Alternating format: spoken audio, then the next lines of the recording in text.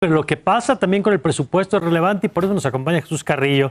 Él es director de Economía del Instituto Mexicano para la Competitividad del IMCO. ¿Cómo estás, Jesús? ¿Qué tal, Mario? Encantado de saludarte a ti y al auditorio. Qué gusto que estés acá. A ver, ¿en qué vamos primero con la discusión en torno al presupuesto? ¿Cómo no? Mario, vamos en la aprobación por parte de la Cámara de Diputados de la Ley de Ingresos de la Federación. Que es la primera parte. Es la primera parte. ¿Cuánto dinero va a tener el gobierno? ¿Cuánto dinero va a ingresar al gobierno y hasta cuánto se puede endeudar? Después, el Senado, como es ley de ingresos, sí lo tiene que aprobar. Tiene hasta el 31 de octubre para esa aprobación. Si lo aprueba en lo general, pues ya queda listo. Si hay alguna modificación, se la pasa solo esas modificaciones a la Cámara de Diputados. Y por último, lo más jugoso, digamos, de todo, es el presupuesto que se aprueba solo por la Cámara de Diputados y se aprueba hasta el 15 de noviembre como fecha entonces, límite. vamos primero a la parte de la parte del ingreso, digamos, de la ley de ingresos. Y uno de los elementos que ha llamado la atención es el tema de deuda. Yo he escuchado que si es una deuda, que si es la más alta del sexenio.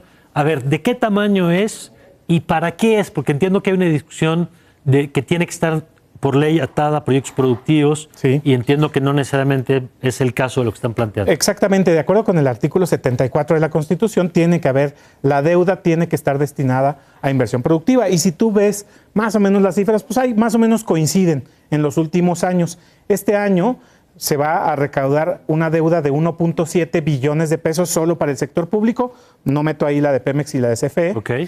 Pero de estos, solamente 888 mil millones de pesos se van a destinar a inversión física. ¿Qué es inversión? Es inversión en carreteras, son los proyectos prioritarios como el Tren Maya, la refinería de Dos Bocas, etcétera. Pero también es, digamos, hospitales, escuelas, entonces, agua. ¿lo demás a qué se va a destinar? Pues eso no queda etiquetado porque el dinero tú sabes que es fungible, es decir, se puede gastar en lo que se quiera, pero simplemente pues se va a gasto corriente. Entonces se va al gasto para las becas, para los salarios de los médicos y los profesores.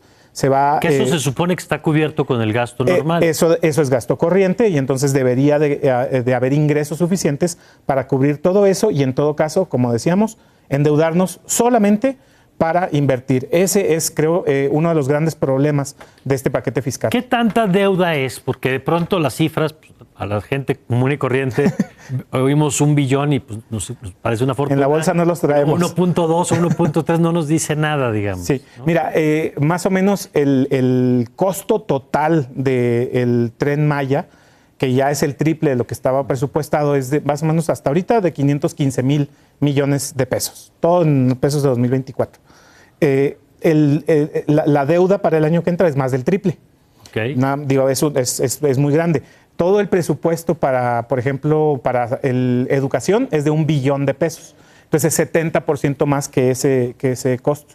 Solo de deuda. Solo de deuda. Es más es hasta 5% del PIB, lo cual es muchísimo. Y pues sí, en efecto, es un saldo histórico. Digamos, en las últimas 3 décadas no se había visto estos montos de endeudamiento. ¿Hay alguna racionalidad de por qué en este momento esa deuda? Es decir, hay compromisos que se venzan, hay pago de Pemex o de CFE que se tiene que hacer. ¿Hay alguna explicación de por qué necesitas endeudarte en este momento? Hay varios elementos que creo que confluyen y no sé si les diría racionalidad, pero sí pues una necesidad. A ver. Entonces, los ingresos ordinarios, que son los impuestos y el petróleo, van a reducirse un 2%, un 1.8%. Entonces, porque los ingresos petroleros van a bajar el 24%. Porque aquí se le va a retener menos impuesto a Pemex. Se le va a retener menos impuestos y se espera un precio menor. A pesar de que ahorita tenemos por el conflicto en Medio Oriente un precio elevado del petróleo, se espera un precio bajo el año que entra. Bien. Entonces, esto lo que nos refleja es que la apuesta del gobierno por el petróleo pues no ha salido bien. No produce más Pemex y cuando tenemos un precio elevado, esos ingresos excedentes se los comen los estímulos a la gasolina.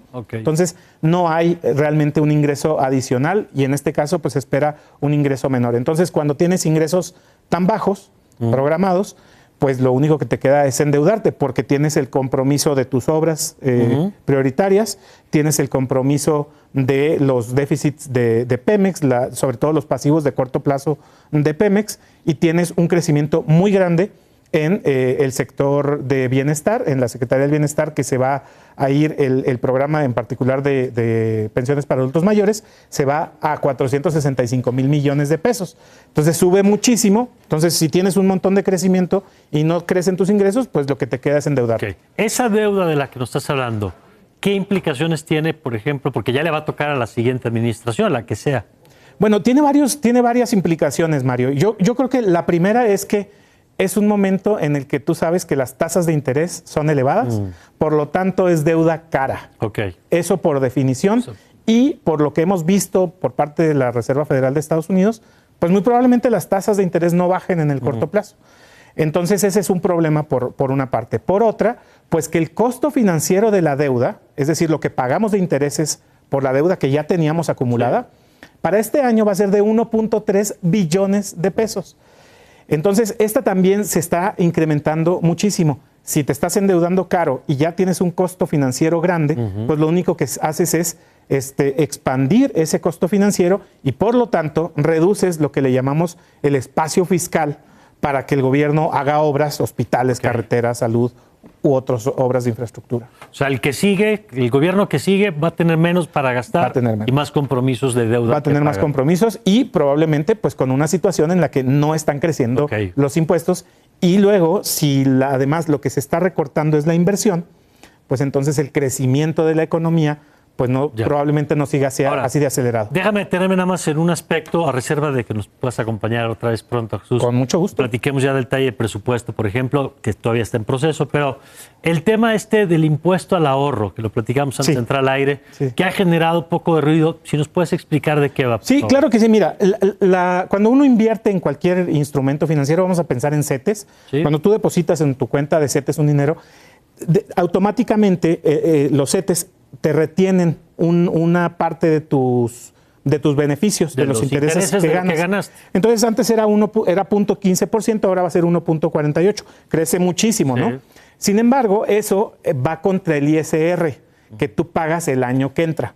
Entonces, en realidad, como la tasa del ISR no se modifica, entonces tú no vas a pagar más impuestos. Simplemente ahorita te van a retener reteniendo más. O sea, tú, de lo que ganabas de tu dinero ahorrado, cuando entre esto en vigor en enero, te van a retener un poquito más. Entonces vas a recibir menos por lo que tienes ahorrado. Así es.